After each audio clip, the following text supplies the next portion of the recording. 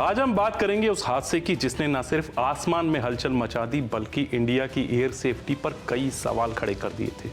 हाँ, हम बात कर रहे एयर इंडिया की उस फ्लाइट की जो अहमदाबाद में क्रैश हुई थी, जिसमें करीब 250 लोगों की जान चली गई थी और अब उसकी जांच रिपोर्ट सामने आई है।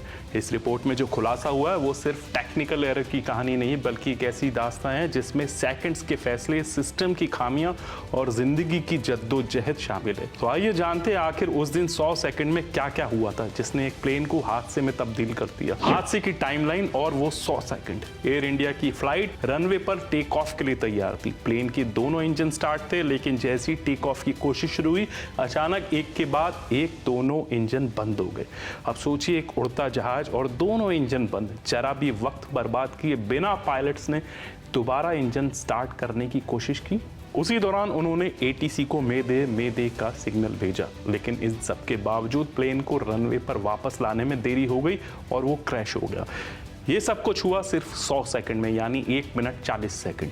अब बात करते हैं उस जांच रिपोर्ट की जो AAIB यानी एयरक्राफ्ट एक्सीडेंट इन्वेस्टिगेशन ब्यूरो ने जारी की है। पहला खुलासा, डुअल इंजन फ्लेम आउट हुआ था, यानी प्लेन के दोनों इंजन एक साथ फेल हो गए थे। यह बेहद रेयर सिचुएशन होती है। दूसरा खुलासा, इंजन फेल होने के पीछे फ्यूल में मौजूद वाटर यानी पानी हो सकता है। फ्यूल फिल्टर में गड़बड़ी पाई गई थी, इसका मतलब ये हो सकता है कि ईंधन की क्वालिटी में कमी थी। तीसरा खुलासा, पायलट ने दोबारा इंजन स्टार्ट करने की कोशिश की लेकिन उन्हें अलर्ट नहीं मिले, यानी कॉकपिट में अलार्म सिस्टम भी सही से काम नहीं कर रहा था। चौथा खुलासा, इमरजेंसी के दौरान प्लेन को रनवे पर रोका तो गया लेकिन तब तक बहुत देर हो चुकी थी। प्लेन रनवे से आगे जाकर स्लाइड कर गया और क्रैश कर गया। पांचवा और सबसे अहम खुलासा, हालांकि एक टेक्निकल फेलियर था लेकिन सिस्टम में कई लेयर की चूक सामने आई, चाहे वो फ्यूल क्वालिटी की हो, मेंटेनेंस की हो या फिर रियल टाइम रिस्पॉन्स की। अगर इंजन फेल होता है तो क्या क्या होना चाहिए?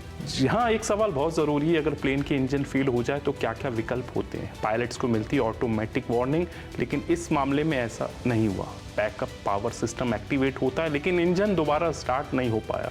अगर टेक ऑफ से पहले हो जाए फेलियर तो एबॉर्टेड टेक ऑफ यानी उड़ान रोकने का ऑप्शन होता है, लेकिन इस केस में इन सारे सिस्टम्स ने या तो काम नहीं किया या बहुत देर से एक्टिव हुए। सवाल जो सिस्टम से पूछे जाने चाहिए, अब सवाल ये नहीं कि हादसा कैसे हुआ, सवाल ये कि क्या यह हादसा रोका जा सकता था?